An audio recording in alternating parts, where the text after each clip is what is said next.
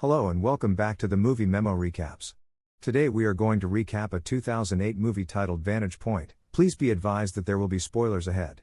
The video opens at 12 p.m. with an important conference in Salamanca, Spain. Leaders from over 150 countries, representing both the Arab world and the West, have convened in Plaza Mayor to debate a new international strategy to combat terrorism. Aiming to avert future attacks like those on September 11, 2001, the U.S. President is present to sign an agreement. Armed security personnel station themselves throughout the area to maintain a tight mood. The picture then shifts to a neighboring TV studio, where JNN is covering the event from several camera positions. Soon, the president's motorcade arrives, and photographers rush to photograph the scene. Secret Service personnel offer heavy protection as they accompany the president to the stage to deliver a speech.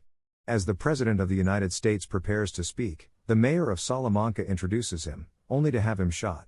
The audience gasps in surprise, and several people shout as panic spreads. Security forces leap into action, protecting the remaining key guests and securing the area. As they rush the injured president to an ambulance, chaos breaks out. People begin to panic, and suddenly a bomb bursts just outside Plaza Mayor, making things even more terrifying. Soon after, another explosion occurs directly on the podium where world leaders are standing. The situation deteriorates as numerous individuals suffer injuries. The JNN reporters who were covering the event are also in danger of being victims of this horrific crime. The scenario takes us back to exactly 23 minutes ago. At 12 p.m. the atmosphere is tense when we meet Thomas, a Secret Service agent for the U.S. President. Thomas is in his hotel room preparing for an important task when his colleague Kent Taylor arrives and tells him he needs to join the security team. Kent reminds him of the importance of their task, which is to keep the president safe, especially with the major. When Thomas and Kent arrive at the plaza, they observe a crowd of protesters who do not want the president to visit their city. Journalists are everywhere, ready to cover the president's arrival. Shortly after, Thomas and Kent immediately take their positions, ensuring that the president arrives safely on stage. They do their tasks properly, always looking out for danger. When they arrive on stage, the mayor greets the president warmly, and the audience cheers enthusiastically. While standing on stage, Thomas notices a curtain moving in a window of a building overlooking Plaza Mayor. At that point, his instincts kick in, and he swiftly instructs the security crew to investigate. As the mayor asks the president to deliver his much-anticipated speech, something unexpected occurs before he can begin speaking. Thomas, who had previously knocked down a man near the stage, discovers the man is actually a police officer protecting the mayor. Despite this, Thomas is uneasy and instructs his colleague to restrain the man, believing he may still be dangerous. While this is happening, a second explosion occurs, causing mayhem. Moments later, an American tourist filming the situation draws Thomas' attention. Thomas requests to examine the footage and spots a flash in one of the building windows. Then Thomas tells Kent, and Kent resolves to investigate on his own. As Thomas continues to watch the film, he unexpectedly sprints towards the stage, but a bomb explodes, hurting many people, including one of his fellow agents. Realizing that JNN was taping the entire affair, Thomas hurries to their studio to watch the footage from behind the plaza. While watching, he receives a call from Kent, who informs him that he has located the shooter and is pursuing the suspect. When Thomas hears this, he immediately contacts the control center and requests assistance in apprehending the hazardous individual. After completing the report, Thomas attempts to phone Kent again to give additional information, but something feels strange. Thomas, filled with doubt and fear, exits the JNN studio, unsure what will happen next. The story takes us 12 hours earlier and focuses on Enrique, a Spanish police officer assigned to defend the mayor. While working in the packed plaza, Enrique notices his love, Veronica, conversing with an unknown man. Enrique, who is curious, overhears their talk and discovers that they want to meet later under a bridge. This makes Enrique uneasy. Without thinking too much, Enrique approaches Veronica, greets her, and hands her a bag, hoping she will keep it secure. He returns to his duty, standing behind the stage to guard the mayor, but he can't stop thinking about what he just saw. When the U.S. president is shot, Enrique rushes to the stage to protect the mayor, but Thomas tackles him, and other Secret Service men hold him down. While they question him, Enrique notices Veronica throwing the bag under the stage. Thomas and the others ignore his warnings, dragging Enrique away. Soon later, the device in the bag explodes. Following the explosion, Enrique escapes from the agents and goes towards the bridge, where he stops a car. The scenario then returns to 12 p.m., but now we see it through the eyes of Howard, an American visitor capturing the critical event with his camcorder. Howard is ecstatic as he captures the audience and international leaders at Plaza Mayor. While Howard is filming, a stranger speaks to him. We find that Howard is on vacation, trying to unwind after a difficult period with his partner. A small girl named Anna, who is with her mother, abruptly interrupts their conversation. Howard smiles, forgives the blunder, and continues to enjoy the moment. As the president approaches the stage, Howard begins recording again. Howard watches Thomas peering out one of the windows, and through his camera, he sees a man in it. Shortly after the president's shooting, Howard records the entire incident, including Veronica placing a bomb beneath the platform. Howard attempts to assist Enrique's detention by alerting the Secret Service about the device, but they disregard his advice. Then another bomb explodes outside the square, making everyone worry even more as they rush to flee. Soon after, Thomas approaches Howard and requests to see his footage. After seeing the footage, Kent pursues the suspect. While watching the footage, Thomas notices Veronica tossing the bag under the podium. Thomas sprints toward the stage, realizing the danger, but the bomb explodes just as he does. After the blast, Howard survives and notices Anna, a young girl yearning for her mother. He instantly snatches Anna and searches for a safe location. Howard notices Secret Service agents pursuing Enrique outside the courtyard.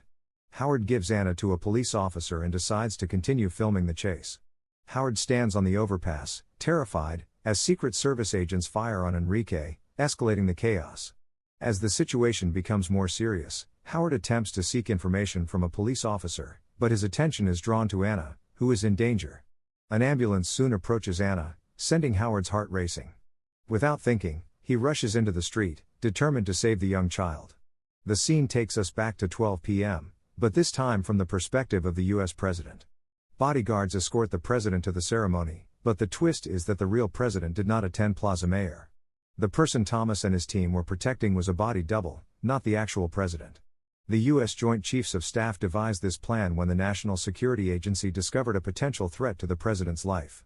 After then, the president's staff returns to the hotel and informs him that the attack was carried out by a local terrorist group affiliated with the Mujahideen Army. Ben Moore Suarez, a Moroccan-born resident of the neighborhood, leads the group. The U.S. government discovered the plot after they intercepted emails from the terrorist group discussing their strike. To safeguard the president, officials sent a body double to Plaza Mayor instead of the actual one. This move was to keep the president safe. After the terrorists attempted to assassinate the president, the United States sought a compelling justification to respond.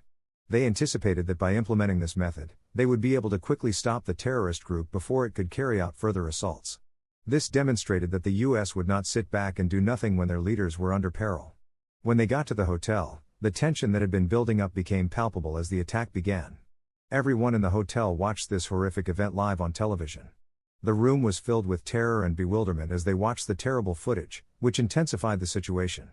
A thunderous explosion in the hotel lobby broke the tension shortly after the shooting. At the time, the explosion shook the entire building, causing everyone to realize they were in even greater danger. Chaos and terror spread when they realized they were ensnared in a larger, more hazardous attack.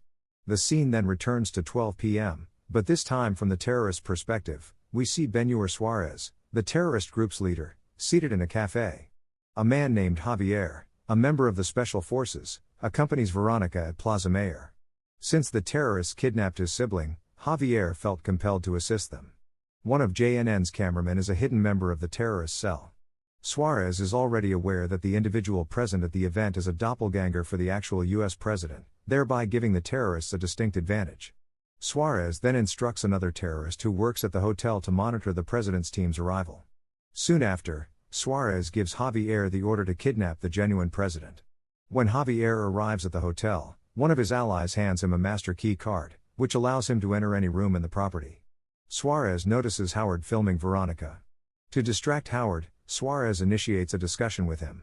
After completing everything, Suarez departs from Howard and proceeds with his plan.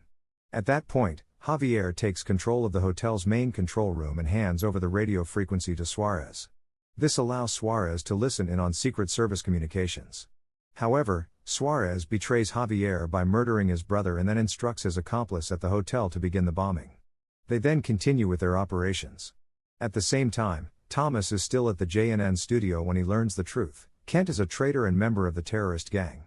Without wasting any time, Thomas begins chasing after Kent, who is making his way to the back of the Plaza Mayor building. Thomas finds himself in another area of the hotel. Javier successfully kidnaps the real president and gives him over to Veronica. After that, Javier, looking injured, leaves the area. Veronica and Suarez transport the president to an ambulance with the assistance of their JNN cameraman accomplice. Javier changes clothes and waits for Kent to pick him up.